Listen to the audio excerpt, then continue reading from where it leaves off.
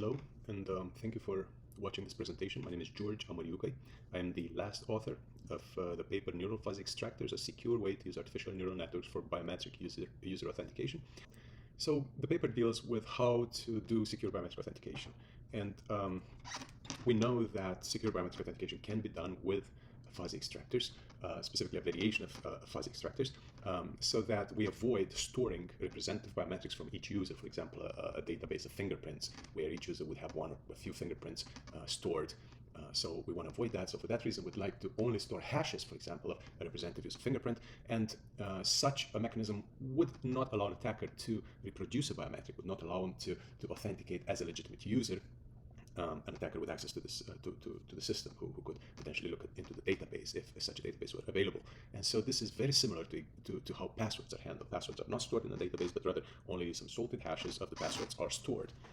The problem with secure fuzzy extractors is that they exhibit relatively low performance, and it turns out that score-based techniques do a lot better.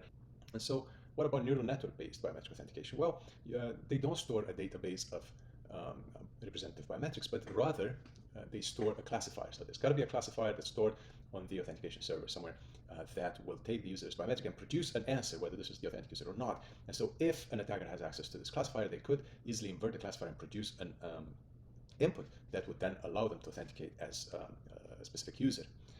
So the motivation for this paper is the question whether we can combine the performance of neural network-based biometric authentication with the security of fuzzy extractors. And to solve this issue, we first asked, well, why do fuzzy extractors exhibit bad performance when compared to other methods? And can we change something? Can we modify perhaps the input of the fuzzy extractors in order to avoid the performance degradation? And so first, we have to understand how fuzzy extractor works and fuzzy extractors work. And a fuzzy extractor is basically composed of a secure sketch and some hash function. And the secure sketch is technically a decoding mechanism, just like an error correction code that needs to be decoded. So in this figure on the left, you can see different shapes, different colors. Each shape represents a specific user. So you have an output space, perhaps of a neural network, a vector space where the representation for each user has a certain shape or color. And you can see, for example, that the blue triangles at the bottom right of the first figure represent a certain user, and they cluster together kind of like in a sphere, in a hypersphere, if you think in a high-dimensional vector space. And it turns out that in this scenario, most users' embeddings or representations in this vector space kind of cluster together in a nice hypersphere. And then what you do is you take the center of this hypersphere, say that's a representative of the user, and then you define a codebook on this entire space. And the decoding region of this codebook has to be pretty much the same as the same size as the sphere that encapsulates the legitimate user's biometric representations or embeddings. And so how the secure sketch works is that you choose randomly a code word from the codebook. So here the codebook is all the entire set of black dots, and each black dot has this decoding region around it. So that if we are presented with something that's inside a certain decoding region, that would decode it to the center of that region, to the closest code word. And so what we do is we choose a random code word, and for our purposes, we could simply take this representative and decode it and produce the code word in that manner, but that's not necessary. And so we calculate the distance factor between the representative and that code word, and we only store this distance factor. So it's secure this way because given only the distance vector, an attacker has no way of knowing to what code word this distance vector refers to, and so they cannot find the representative. So the attacker's entropy, if you want, is given by the number of code words that fit into this space. And so how do we recover this representative given another input biometric that's slightly different than that representative? And you can see here in the right-hand side figure, there's this blue triangle. It's a new biometric entry from the same user, and it happens to be within the decoding region around the representative. Of course, there's not a proper decoding region, so we take that input and we add the difference factor.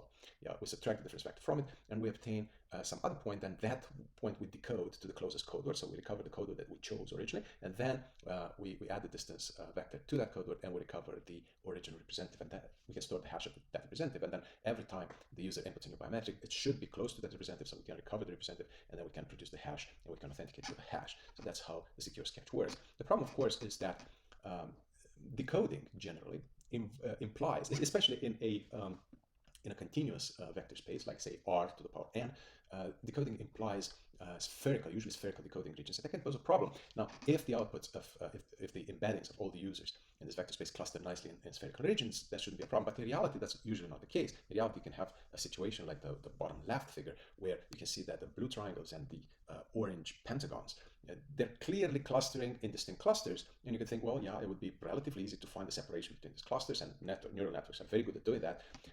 But they're no longer amenable to spherical decoding regions. So that's the problem. How do we use decoding, which forces spherical decoding regions, with decoding regions that are highly non-regular, like the bottom right figure?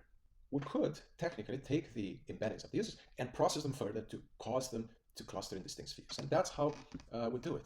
We actually take the artificial neural network and then we extend it, or we fit it with an expander. And this, the purpose of the expander is to take the say, decoding regions or the clusters shapes that occur naturally at the artificial neural network output, each cluster corresponding to a different user, and to push them into distinct spherical regions. And the output of the expander hopefully will have this property where all the users' embeddings will cluster nicely into distinct spheres. And if that's the case, then when we apply the secure sketch with the decoding mechanism that kind of uses these spherical regions, there will be no loss of performance because the embeddings already cluster in spheres.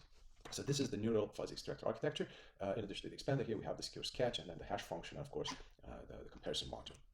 So how do we build the expander? Well, we want to build it using a neural network. And one way that we found that works for specifying the loss function is using a triplet loss that's associated usually with this Siamese neural network architecture. So we use a Siamese neural network training architecture in which we choose an anchor for each user, for example, an input biometric, which is called the anchor, and then we feed into one copy of the neural network, we feed that anchor, and then into another copy we feed a positive input, which is also another biometric from the same user, and then into another copy of the neural network we feed a negative input, which is a biometric from a different user. And the loss function is based on the output of all three neural networks, and it aims to decrease the distance between the outputs of the first two neural networks, which take the anchor and the positive, and to increase as much as possible the distance between the output of the neural network taking the anchor and the output of the neural network taking the negative example. So as depicted here on the right hand side, you can see that after learning, basically the distance between anchor and negative is supposed to increase, while the distance between anchor and positive is supposed to decrease. So that naturally turns out to kind of cluster user embeddings into distinct and spaced as far away as possible spheres.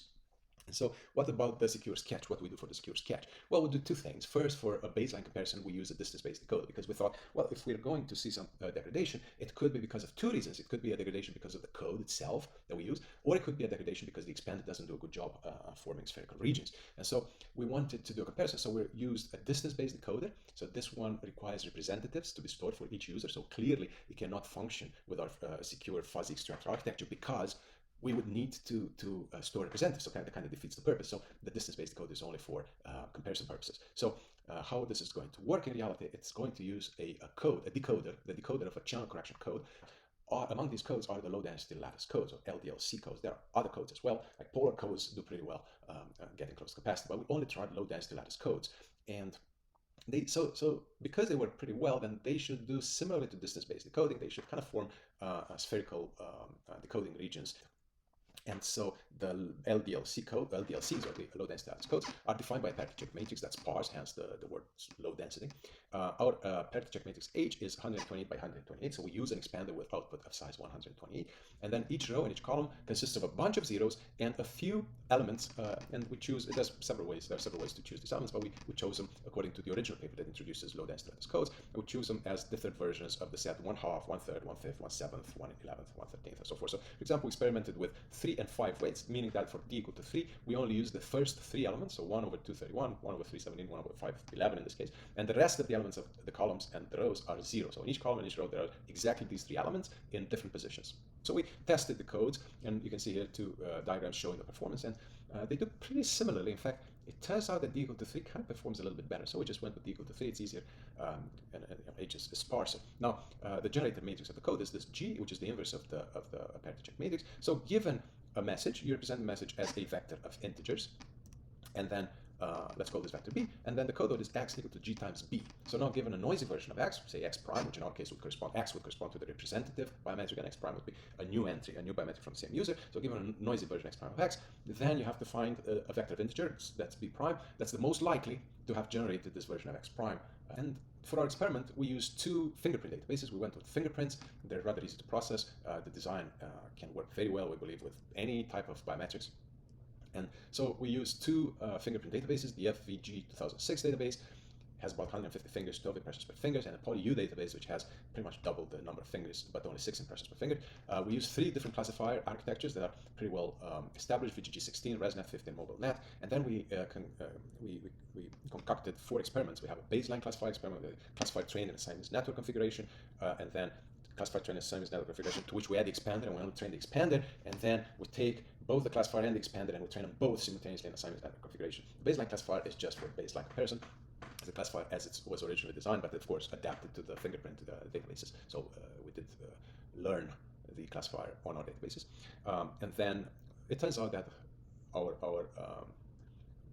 Siemens network configuration was achieving much better results. So we actually took the baseline classifier and trained it in Siemens network configurations to make things fair, more fair, the comparisons more fair. And then clearly we expect that the last scenario, which trains the classifier and expander together, should perform the best.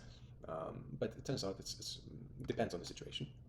And then the third one is the more realistic one, where you already have a trained classifier and just stick on the expander, and you only train the expander, so you're most interested in how that performs. And here are some of the results. We have plotted here the equal error rate and the area under the ROC curve. So just looking at the area under the ROC curve, we see that the baseline classifier usually does worse, and then this Siemens network trained classifier does quite a bit better. And it turns out that when you add the expander, the